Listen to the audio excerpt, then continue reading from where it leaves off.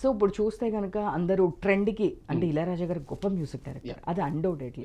So ఇప్పుడు చూస్తే అందరూ ట్రెండ్కి తగినట్టు ఇప్పుడు చూస్తే వేరే తమిళ్ నుంచి పెద్ద పెద్ద వాళ్ళని తీసుకొని వస్తున్నారు మ్యూజిక్ డైరెక్టర్స్ని వీళ్ళందరినీ. సో ఇలాంటి టైంలో మీరు మళ్ళీ ఇళయరాజా గారి దగ్గరికి వెళ్ళడానికి అంటే ఇది I mean retro type of movie అనా, లేదంటే సమ్ కైండ్ ఆఫ్ రీజన్స్ మీ పర్సనల్గా మీకు ఇళయరాజా గారు అంటే ఇష్టమా?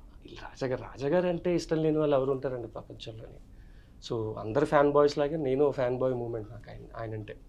బట్ థింగ్ ఏంటంటే కొన్ని ఫిలిమ్స్కి కొంతమంది మ్యూజిక్ డైరెక్టర్స్ తాలూకు సౌండ్ ఇన్ఫ్లుయెన్స్ చేస్తుంది మనల్ని ఎప్పుడైనా సరే. సో ఒక వింటేజ్ ఫిలిం అని లుక్ కాదు, ప్రెసెంట్ ట్రెండ్లో ఉన్న ఫిలిమేనండి ఇది. సో ట్రెండ్ సెట్ చేసేదే ఆయన, రాజా సార్. సో ఎంత పెద్దవాళ్ళు వచ్చినప్పటికీ కూడా nobody is bigger than Ilaiyaraaja. So obviously legend కావాలనుకున్నప్పుడు for the Shashtipoorthi kind of films definitely Raja sir sound will speak much.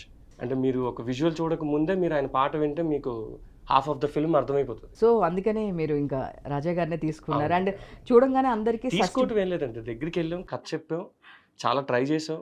First point మా ప్రొడ్యూసర్ గారు చాలా హెల్ప్ చేశారు దీనికి. బికాజ్ జనరల్గా ఒక ఫిలిం కొత్త డైరెక్టర్కి ఫిలిం ఆఫర్ ఇచ్చేటప్పుడు మీకు ఫిలిం కావాలా ఇళయరాజా సార్ కావాలా అంటే చాలా ఇయర్స్ నుంచి స్ట్రగుల్ అయి ఉంటాం కాబట్టి ఫస్ట్ ఫిలింనే కోరుకుంటాం. బట్ నా దగ్గరికి వచ్చేటప్పటికి మా producer has given a free hands అండి. ఆయన ఏమంటే లెటెస్ట్ ట్రై, మనం ట్రై చేద్దాం, ఆయనకి వెళ్ళి కథ చెప్దాం, ఆయన ఒప్పుకోకపోతే అప్పుడు చూద్దాం. సో మేము వెళ్ళాం. ఆయన యాజ్ మీరు ఇంటర్వ్యూలో లాస్ట్ టైం ఆయన టీజర్ లాంచ్కి వచ్చినప్పుడు కూడా చెప్పారు, నేను కొత్త వాళ్ళని ఎంకరేజ్ చేయడం నా స్వభావం అని. సో నేను వెళ్ళి కథ చెప్పిన వెంటనే సార్ అసలు ఇంకొక డిస్కషన్ కదండి, ఈ సైడ్ ఐఎమ్ డూయింగ్ ఇట్.